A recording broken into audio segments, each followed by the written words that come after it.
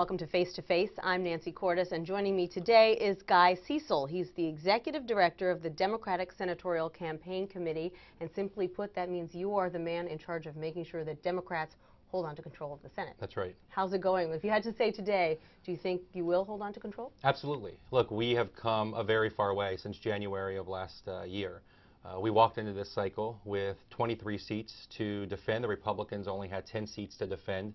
And despite that fact, I think most pundits today would say, including John Cornyn himself, that the Republicans have really hit a stumbling block in terms of recruitment, in terms of fundraising, and we've got at least a 50% chance of holding on. And yet, you can only afford to lose 3 seats if you want to maintain the majority.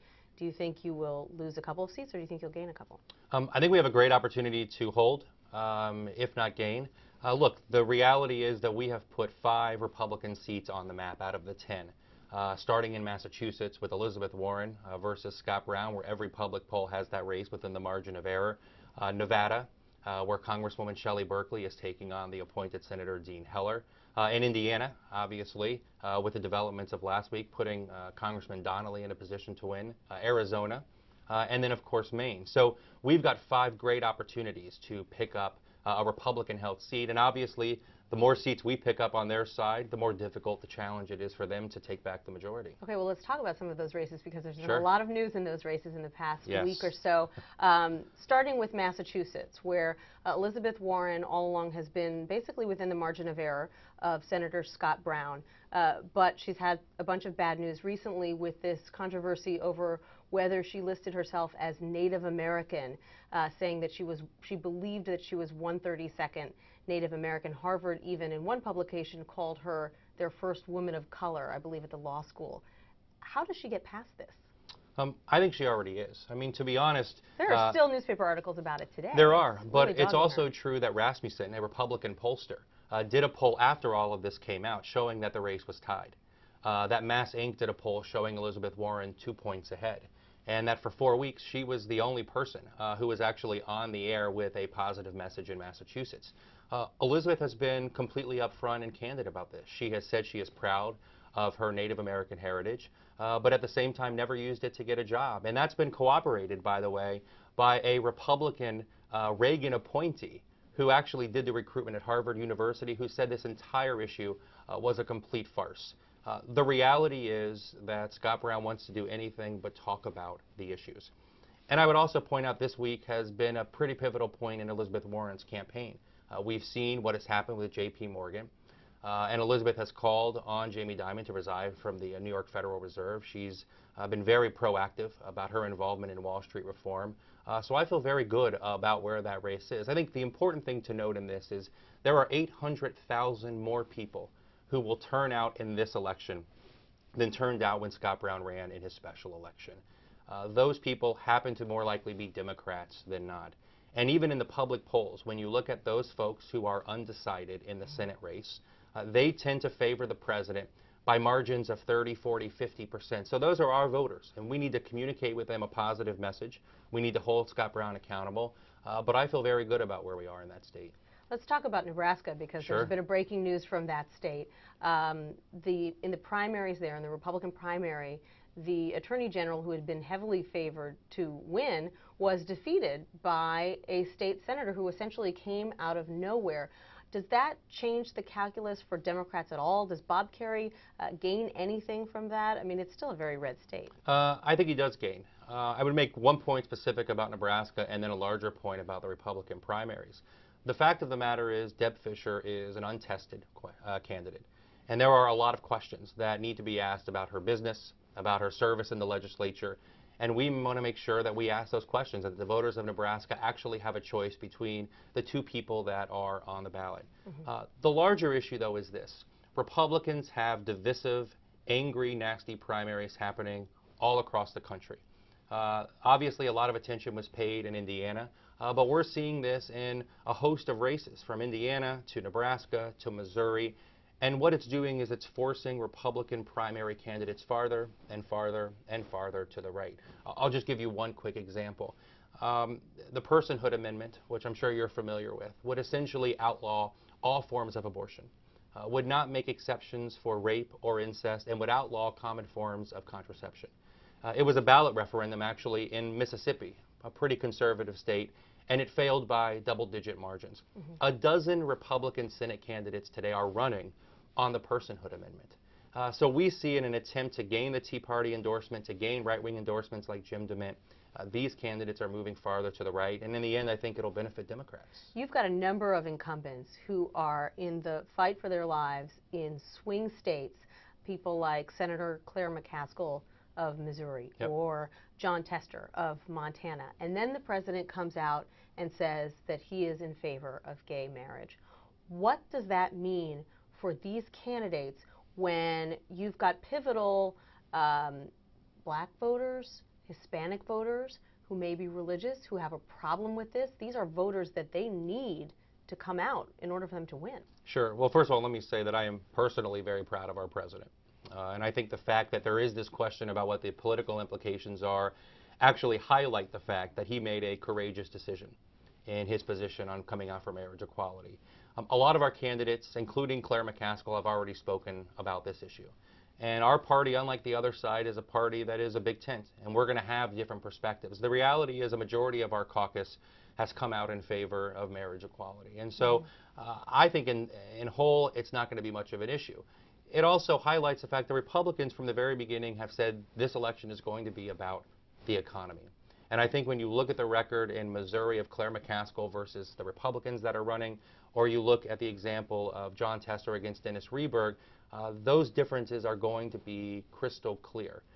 Denny Rehberg compared Pell Grants to the welfare of the 21st century, and I don't think he meant it as a compliment. So I'm confident that we can draw a sharp enough contrast between the Democrat and the Republican on the ballot in red states that will be successful.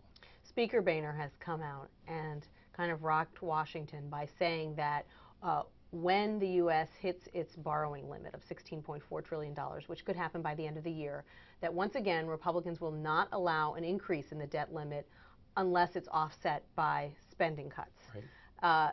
That basically sets up a very divisive fight in an election year. It was ugly last year. It will probably be even worse. You saw the hit that incumbents took in public opinion. People were so turned off by that fight and what it was doing to confidence in the economy.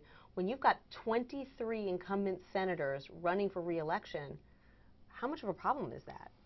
Well, look, I think it's a problem for the Republicans. Yeah, but you've got twice as many incumbents running for re-election as they do. That's right, and many of those incumbents have been on the record saying they want to work with the other side. That the issue is not whether or not we reduce the debt and deficit, it's how we reduce the debt and deficit. And I think there are clear differences in the priorities between the two sides.